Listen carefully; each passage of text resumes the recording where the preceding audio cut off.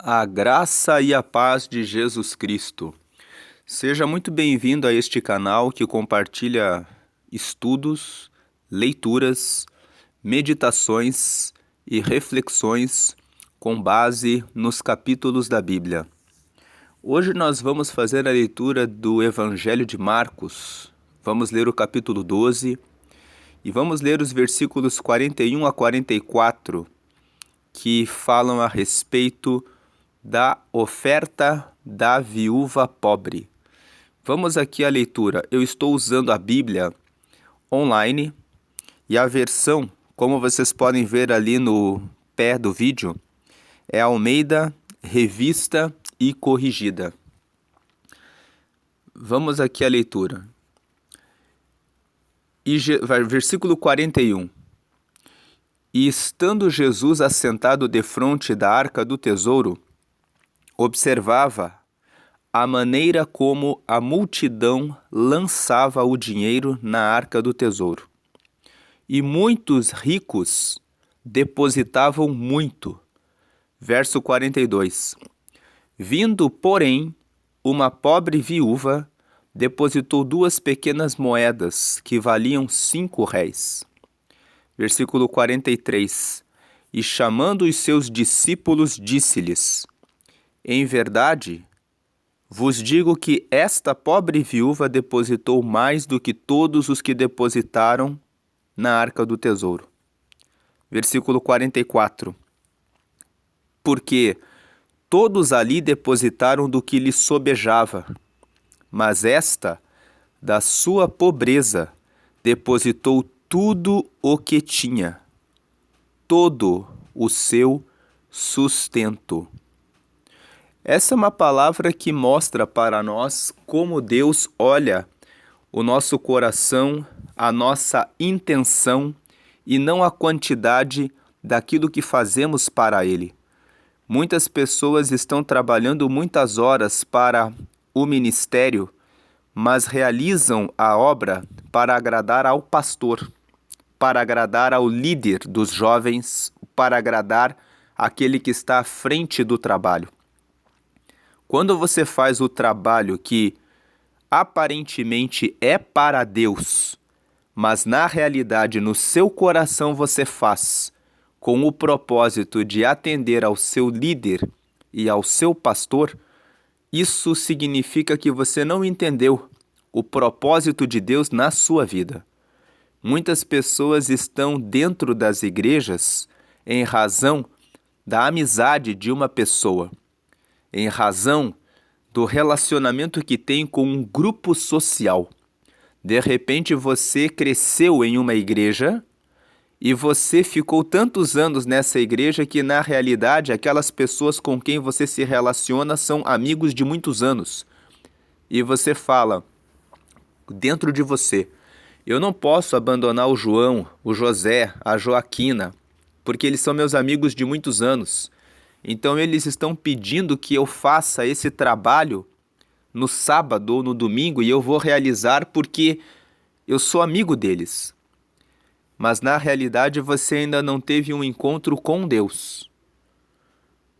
Lá em Romanos, no capítulo 14, depois você lê com calma, a Bíblia fala que tudo aquilo que nós fazemos e que não é por causa da fé, e a fé é a fé que nós temos em Deus, em Jesus, no Espírito Santo, de que o Pai, o Filho e o Espírito Santo estão conosco, estão nos ajudando naquilo que fazemos.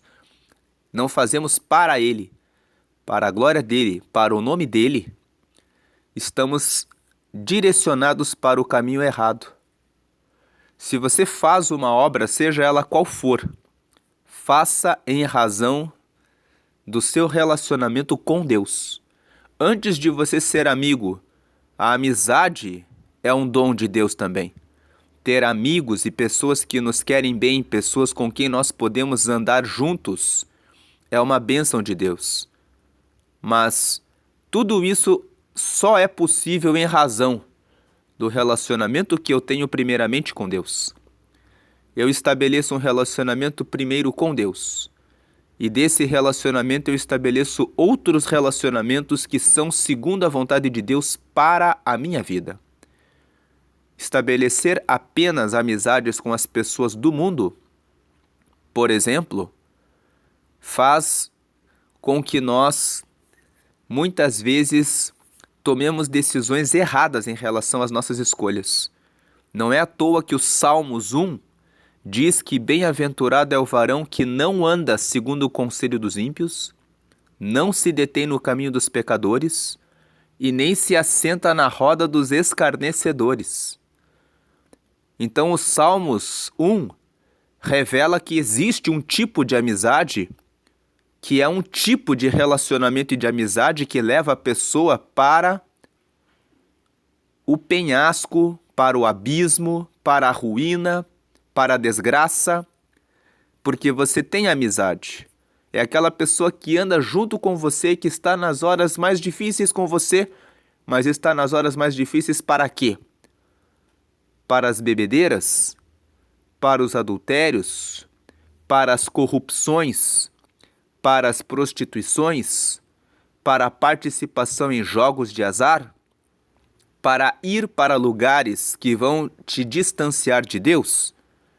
Então existe um tipo de relacionamento e um tipo de amizade com o mundo que não passa por Deus e que faz você ir para a ruína e para a desgraça.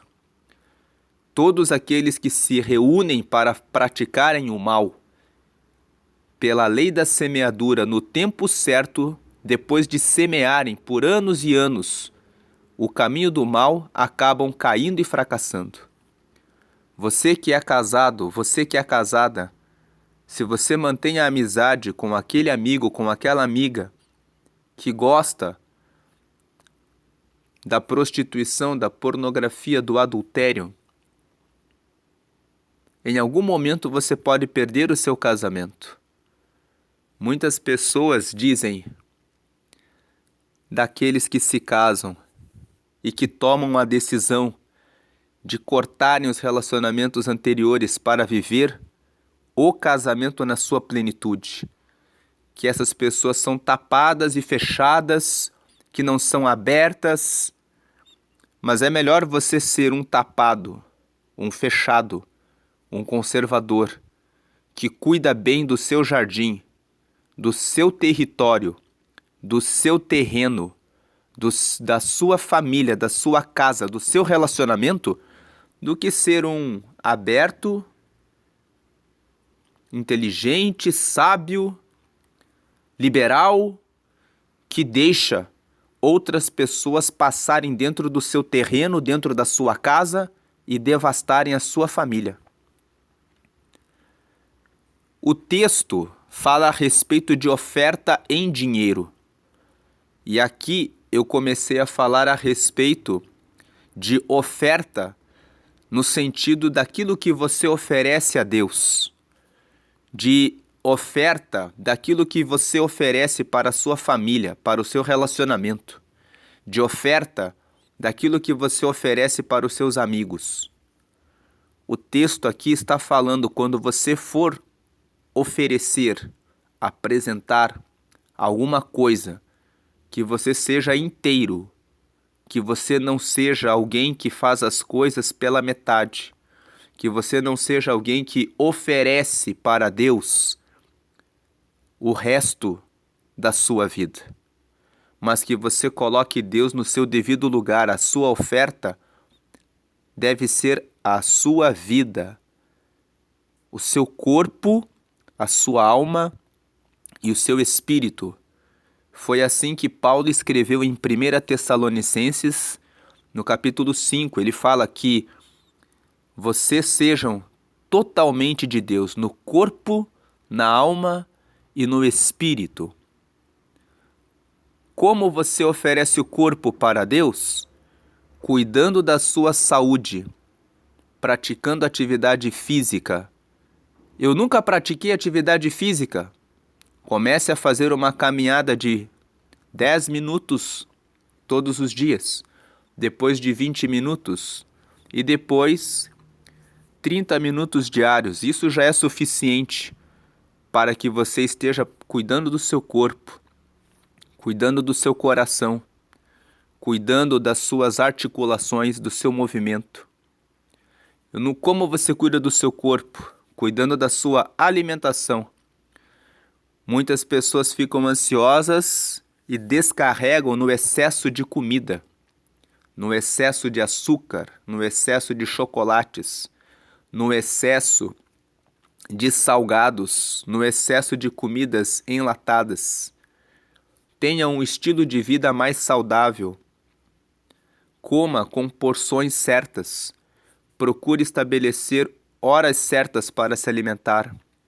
Fuja das bebidas açucaradas, prefira água. Mas a água não tem sabor. Tudo é um processo de educação e reeducação. Vá reduzindo de maneira gradual o consumo das bebidas açucaradas para que você possa ter um corpo que, quando você chegar na velhice, ele esteja com boa saúde e você não tenha. Muitas pessoas falam assim: quando a gente chegar na idade mais avançada, nós vamos estar com vários problemas de saúde. Quando nós conversamos com pessoas que praticam esportes, nós vemos que a velhice deles não é cheia de remédios e de medicamentos. Muitos deles que escolheram a prática dos esportes antes e selecionam o que comem e se exercitam de maneira constante, chegam a viver até o último dia da vida em boas condições físicas. Se isso é possível para eles, é possível para todos.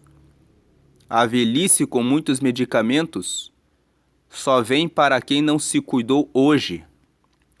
Ofereça o seu melhor para cuidar do seu próprio corpo. Afinal de contas, você precisa do seu corpo para que você possa desenvolver as suas atividades diárias. E você precisa buscar a sua autonomia e a sua independência até o último dia da sua vida. Então, pratique exercícios físicos e cuide da sua alimentação, reduzindo o açúcar, reduzindo o sal, praticando atividade física agora. E coloque isso na sua rotina. 30 minutos diários e a alimentação equilibrada, sem excessos, vai fazer você ter uma vida de qualidade. Ofereça o melhor que você tem para você mesmo, para você mesma. Você merece ter uma excelente saúde.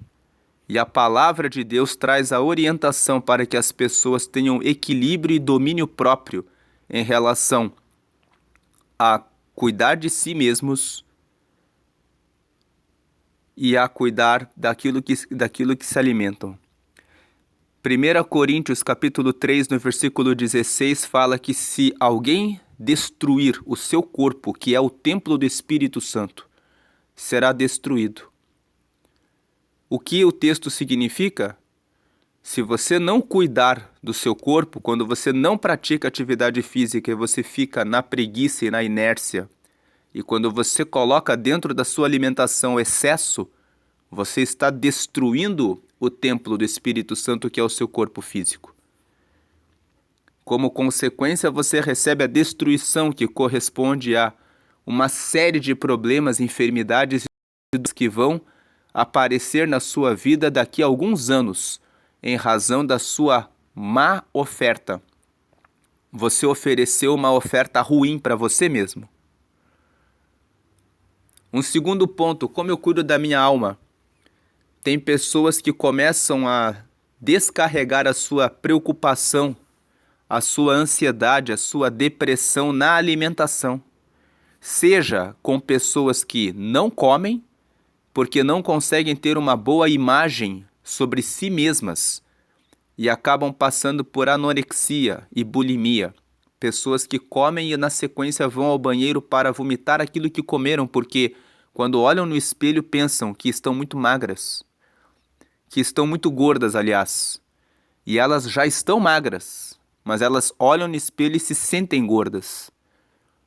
Outros problemas, transtornos, são pessoas que ficam ansiosas e começam a comer em excesso e começam a ganhar muito peso, ficam acima da saúde, porque não prestam atenção na sua saúde, não prestam atenção nos cuidados com a sua alma. Tem a questão da saúde em relação ao corpo, e agora estou falando a respeito dos problemas da alma, problemas da mente, dos pensamentos, os pensamentos a respeito de si mesmos, a imagem que tem a respeito de si mesmos é uma imagem ruim. Então a pessoa se sente gorda, então ela deixa de comer. Outras pessoas se sentem ansiosas, então elas começam a comer. E não importa o que seja a situação, a pessoa não para colocar no papel o que está me incomodando? Ponto de interrogação. Como resolver esse problema? Ponto de interrogação. Talvez você precisa falar para você mesmo, para você mesma. Chega de me preocupar com isso. Chega de me preocupar com o futuro, de carregar a ansiedade. A ansiedade é quando você apressa o tempo futuro para hoje. A pessoa fica, meu Deus, eu tenho que fazer isso agora, eu tenho que conquistar isso hoje, eu tenho que realizar isso agora. Aquilo que você não plantou no passado e que você não está coletando hoje, é algo que você não vai coletar hoje, porque na vida a lei da semeadura prevalece. Você só vai ter hoje o que você mereceu. Você só vai ter hoje aquilo que você plantou de semente no passado. Não adianta você olhar para o lado e pensar, o meu vizinho, o meu amigo, aquela pessoa está conquistando muitas coisas e eu quero ter isso agora, então vou começar a trabalhar em excesso e fazer tudo o que eu não fiz ontem para ver se eu consigo hoje. O importante é que você semeie hoje e sempre, sempre boas sementes, assim como na questão do futuro, do seu futuro. Como vai ser a sua velhice? Vai ser com boa saúde, você respirando bem, não tendo problema nenhum de articulação, caminhando, fazendo as suas coisas de maneira independente, sem diabetes, sem problemas no coração, porque você se cuidou desde a sua juventude, desde jovem? Ou vai ser uma velhice cheia de doenças em que você comeu tanto açúcar, tanto doce, tanto salgadinho, tantas coisas artificiais e você ficou todo o tempo na inércia, no sedentarismo, que você vai dar trabalho para você mesmo e ainda para os seus filhos e para os seus parentes. Como vai ser a sua alma daqui a 1 ano, daqui a 2 anos? Você vai ficar mergulhado em uma situação de desespero e de angústia? Dê o melhor para você mesmo, para o seu corpo físico. Seja inteiro em cuidar de você mesmo. Dê o melhor de você mesmo em relação à sua alma. Entregue a sua vida totalmente para Deus. Tenha amizade, relacionamento com Deus. Ao acordar, a primeira coisa é falar com Deus e agradecer. Abri os meus olhos e recebi a vida. Quando você desperta pela manhã, você recebeu um presente. Mais 24 horas, 1440 minutos, para você conseguir desenvolver a sua vida e fazer algo novo e escrever de novo a sua história. Talvez você pense, mas a minha vida já está arruinada. Não pense dessa forma. Quando um terreno está completamente sujo, você demora para fazer a limpeza do terreno. Mas se a pessoa trabalhar todos os dias de maneira constante, 8 horas, limpando aquele terreno, ele certamente vai ficar limpo. Aquilo que não deu certo pode começar a dar certo se você começar a colocar boas sementes dentro de você e começar a ser constante, semear todos os dias, em toda hora, boas sementes, você vai conseguir receber um excelente resultado na sua vida daqui a algum tempo. Plante, plante, plante. Oferte, oferte, oferte. O máximo, o melhor de você para você mesmo. Para seu corpo, para sua alma. Aprofunde o seu relacionamento com Deus. Leia a palavra. Medite na palavra. E aproxime-se do Espírito Santo. Diga: Espírito Santo, entra no meu coração e na minha mente. Mora dentro de mim.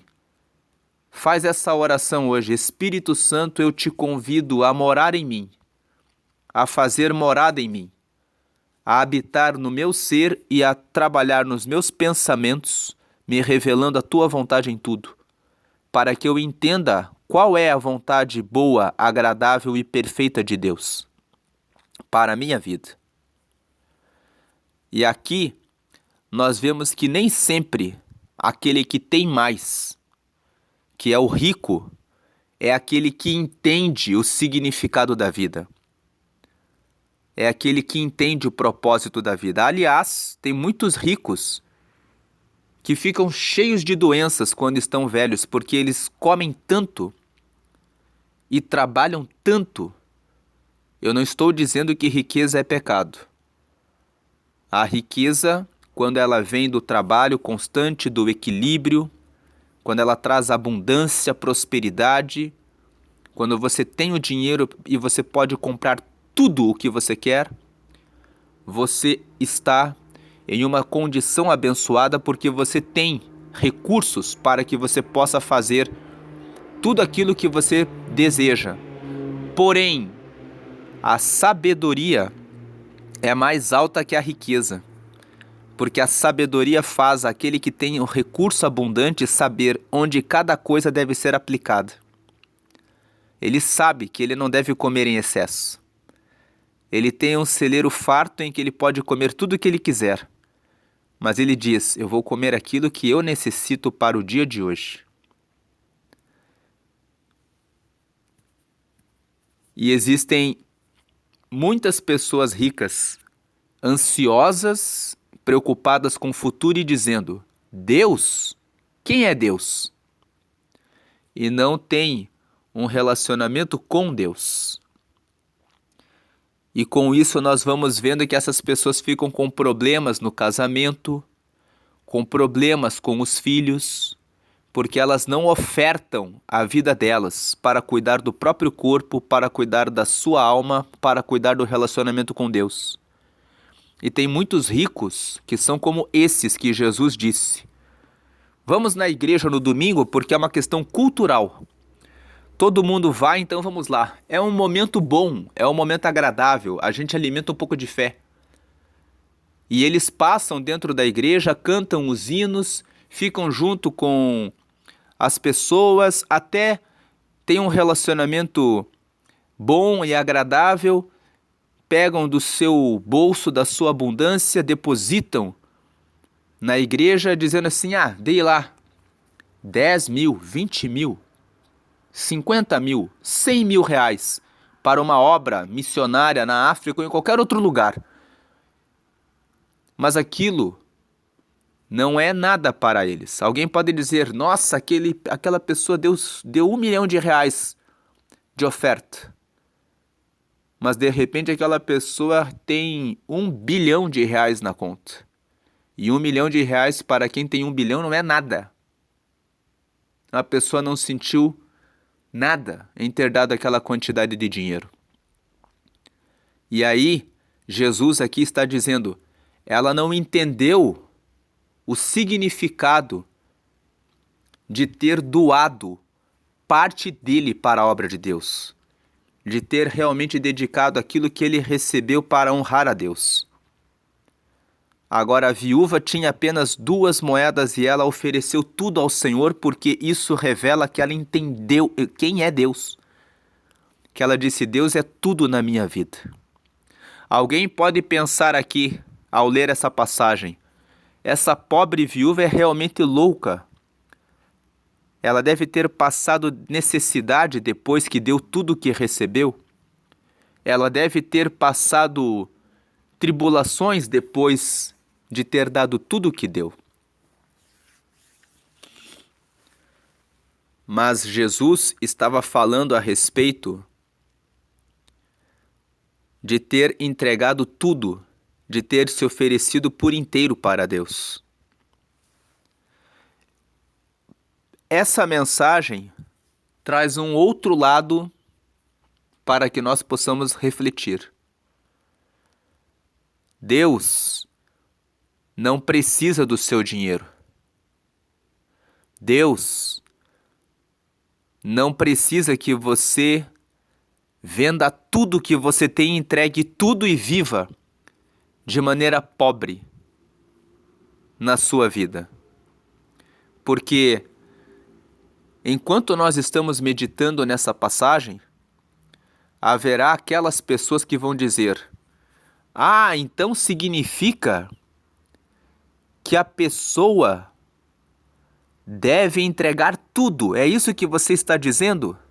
A leitura da palavra é uma leitura que sempre traz muitas interpretações. Dependendo de quem está lendo a palavra, vai dizer: ah, significa que ser rico é pecado. Os ricos são pessoas que não valem nada. Olha aqui, Jesus disse isso. Eu já ouvi pessoas dizendo isso dessa passagem. E como eu já falei aqui, não significa isso. Eu já falei em outros vídeos que Abraão era rico, Isaac foi rico, Jacó prosperou e se tornou um homem rico, Jó era um homem rico, José de Arimateia concedeu o túmulo onde Jesus foi sepultado, era senador, era rico. Jesus fez questão de passar na casa de Zaqueu, que era um publicano, um homem rico. E muitas pessoas falam: mas Jesus disse para o jovem rico que ele vendesse tudo o que tinha para segui-lo. Jesus só disse isso para o jovem rico porque Jesus viu que no coração daquele jovem a riqueza o acorrentava. Por isso Jesus lançou esse desafio para o jovem rico. Não há nada contra a riqueza. Esses ricos que Jesus olhou nessa passagem, que lançavam grandes valores na arca do tesouro, e que Jesus disse, eles depositaram muito, mas a maior oferta foi a daquela pobre viúva. Jesus não estava dizendo que a riqueza é pecado, mas estava dizendo que aqueles ricos que estavam ali, que depositaram muito dinheiro, não estavam comprometidos com Deus. E para eles, o significado da riqueza é só: eu sou rico, então eu posso tudo. Pessoas que são ricas e que se consideram superiores às outras em razão da riqueza, esquecem do relacionamento e do respeito à lei de Deus. Todos foram feitos à imagem e semelhança de Deus. Se alguém tem riqueza e pensa que por causa da riqueza é superior a outras pessoas, então erra, e a sua riqueza lhe serve de condenação. De outro lado, Deus quer que as pessoas ofereçam o seu melhor e ofereçam tudo de si para Ele. Mas a aplicação dessa passagem não é a de que você deve vender tudo e viver na pobreza porque Deus ama a pobreza. Porque há pessoas que interpretam essa passagem, esse ato dessa pobre viúva, como um motivo para isso. Usam essa passagem para dizer: então é para vender tudo e viver que eu sempre que receber, entregar tudo. Entregar tudo. O que Jesus quis dizer aqui, Deus Filho quis dizer aqui, é que a viúva, nesse dia, daqueles que ofertaram, ela deu tudo de si. E ela conseguiu expressar como ela tinha o Senhor em consideração na vida dela. Ela chegou num ponto de entender Deus, de entender que eu tenho tão pouco, que em comparação ao que estão dando, eu tenho que entregar tudo que eu tenho para Deus, porque é tudo que eu tenho. A passagem não fala o que aconteceu com essa pobre viúva, mas pela fé e por vários testemunhos que eu ouço de muitas pessoas que se entregaram totalmente a Deus, eu creio que essa pobre viúva não sentiu falta de nada. Mesmo tendo dado as 2 pequenas moedas que ela tinha, com certeza Deus cuidou dela, preparou o pão diário dela, preparou a veste diária para ela, preparou tudo o que ela precisava para que ela de nada tivesse falta. Porque todos aqueles que se entregam totalmente para Deus recebem muito mais do que aquilo que ofereceram. Os ricos, por outro lado, podem não ter falta de comida e podem não ter falta de roupas e de provisão material. Mas a falta que tem do relacionamento e da comunhão com Deus, do significado, do propósito da vida, do sentido da vida, da compreensão do respeito e do amor ao próximo e da compreensão da soberania e da grandeza de Deus, os empobrece. Porque de nada adianta ter muitas riquezas e no final da vida, quando Deus dizer: para onde vai a sua alma hoje? Então, fica a pergunta: para onde vai a sua alma hoje? Entregue-se totalmente de corpo, de alma e de espírito, como oferta ao Senhor. Em Romanos, no capítulo 12, no versículo 1, Paulo escreveu: rogo-vos, pois, irmãos, que apresenteis os vossos corpos em sacrifício, vivo, santo e agradável a Deus, que é o vosso culto racional. O que Paulo está dizendo é: eu rogo a vocês, irmãos, que vocês ofereçam o corpo de vocês em sacrifício. Sacrifício do quê? Vivo, santo e agradável. Vivo, sacrifício vivo. Vencer os pecados da mentira, da prostituição, do adultério, da fornicação, da corrupção, do suborno, da avareza, da miséria, da arrogância, da soberba, da preguiça, da procrastinação, da falta de cuidado com as pessoas da família, da falta de cuidado com o próprio corpo, da omissão e da inércia e da preguiça de orar e de fazer a leitura da palavra. Todas essas coisas, tudo isso exige separação, exige decisão da pessoa de se separar dessas coisas todas que afastam a pessoa de Deus. Então isso é um sacrifício para cada pessoa tem o seu pecado, cada pessoa tem a sua fraqueza.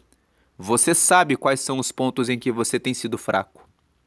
Você sabe quais são os pontos em que você deve se afastar.